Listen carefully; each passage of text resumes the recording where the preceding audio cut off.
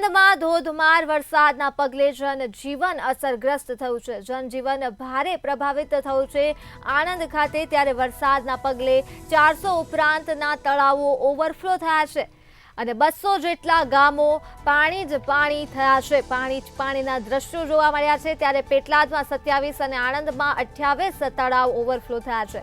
તો વરસાદના પગલે કુલ 40 જેટલા તળાવો ઓવરફ્લો થયા છે આણંદ ખાતે, જ્યાં વરસાદના કારણે જીવન હાલ અસરગ્રસ્ત છે।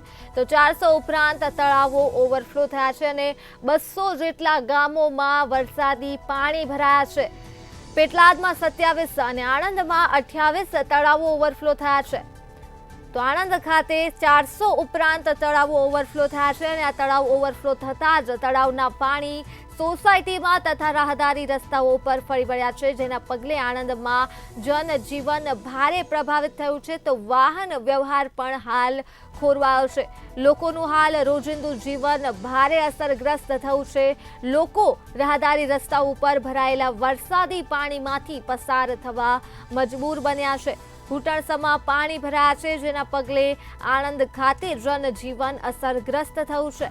400 ઉપરાંતના તળાવો ઓવરફ્લો થયા છે અને કુલ 200 જેટલા ગામો પાણીમાં ગરકાવ થયા છે।